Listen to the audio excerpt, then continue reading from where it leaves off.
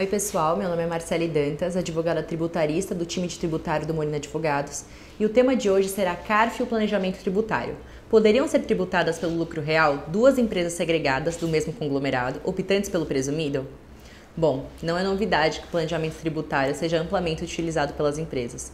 E aqui, em um caso interessante, julgado pelo Conselho Administrativo de Recursos Fiscais, o CARF, que é a segunda instância de julgamentos tributários federais no âmbito administrativo, uma empresa optante pelo lucro presumido se dividiu em duas outras empresas, também optantes por esse regime de tributação. Para sua surpresa, a primeira empresa foi autuada pela Receita Federal, visto que a soma dos lucros obtidos pelas três chegaria a um montante superior ao permitido pelo lucro presumido, sendo autuadas a pagar seus tributos pelo lucro real. Seria possível, dessa forma, o fisco efetuar essa autuação por uma questão de planejamento tributário? Tratei aqui o entendimento do CARF, nesse caso, e nossas considerações sobre o tema. Primeiramente, entenda os tipos de regime de tributação.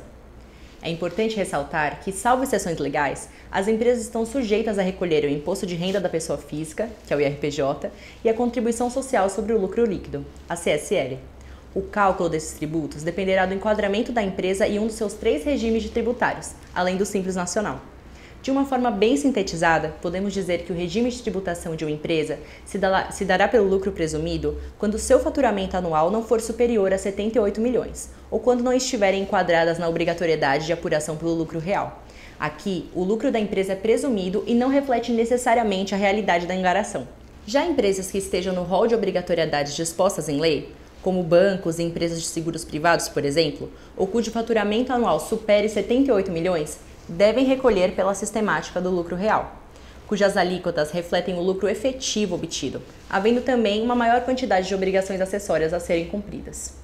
Ainda, a legislação criou também o chamado lucro arbitrado, utilizado em casos até mesmo de fraude tributária ou em casos em que a empresa deixou de cumprir obrigações acessórias em um dos regimes acima, dificultando a averiguação de seu desempenho financeiro. A apuração se dará mediante a receita bruta, quando conhecida, ou, em caso negativo, mediante a aplicação de coeficientes expressamente fixados em lei. Agora veremos a cobrança e o entendimento dos julgadores administrativos. No caso em tela, a empresa foi fiscalizada pela Receita Federal e, posteriormente, ela foi autuada. No termo de verificação fiscal, que serve como base da autuação, contendo as informações legais e o entendimento adotado pela Receita, o fisco entendeu que a empresa autuada estava muito próxima de ultrapassar o limite estabelecido legalmente para sua manutenção no regime do lucro presumido, bem como deixou de apresentar e contabilizar receitas provenientes de exportações de serviços. Inclusive, constataram que esse tipo de receita migrou para uma das outras 2 empresas do grupo, bem como houve a transferência de funcionários, dentre outras questões.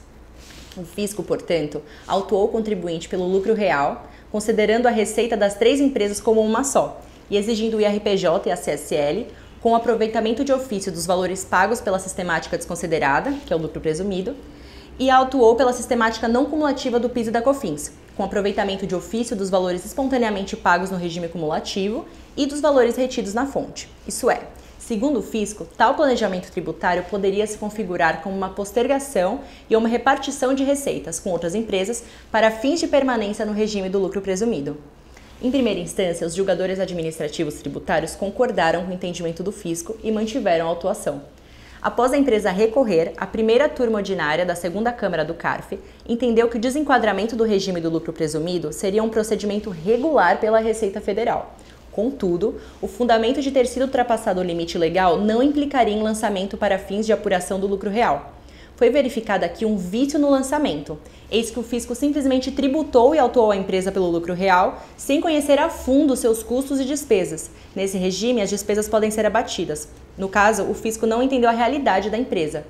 A justificativa de que o contribuinte não apresentou sua apuração pelo lucro real, solicitada em fase de fiscalização, não dá o direito ao fisco de considerar a receita como base de cálculo do IRPJ e da CSL no lucro real. A base de cálculo aqui é o lucro. Nesse caso, desconhecendo-se as despesas do contribuinte, deveria ter sido aplicada justamente o lucro arbitrado, a hipótese de arbitramento, anulando-se, portanto, a autuação. O caso atualmente está pendente de julgamento de recurso especial pela Fazenda. Porém, fiquem atentos. Uma questão é muito importante frisar aqui, que o CARF anulou a autuação, mas somente por vício material no lançamento, que é essa questão do lucro real versus o presumido. O próprio acórdão é claro ao dispor que não se analisou o mérito da questão, determinando que, ainda que se argumentasse, não entrando nesse mérito, que na pior das hipóteses o contribuinte tivesse que adotar a sistemática do lucro real por ter estourado o limite legal do presumido, ainda estamos diante de um arbitramento. Dessa forma, mesmo que o contribuinte tenha declarado que a reorganização societária não se deu apenas para que permanecesse no lucro presumido, e sim por fundamentos econômicos e legítimos para a separação em estruturas especializadas, o fisco ainda assim descaracterizou sua personalidade jurídica para fim de apuração, tendo o CARF declarado tal ato como legítimo, ou seja, em caso prático, em fiscalização de uma empresa, caso constatada a existência de empresas do mesmo grupo do quadro societário e atividades semelhantes, haverá sujeição a possível autuação quanto ao regime tributário escolhido por elas, caso se ultrapasse o limite do regime escolhido, como é o caso do lucro presumido versus lucro real. Assim, verifica-se que a questão do propósito negocial é firme no entendimento dos julgadores do CARF, devendo os contribuintes, ao efetuarem seus planejamentos tributários, estarem atentos a provarem a legitimidade e causas plausíveis para uma possível reorganização societária. Se você gostou do tema, continue nos acompanhando aqui no blog do Molina Advogados e nos vídeos também. E as equipes de tributário e societário estão à inteira disposição.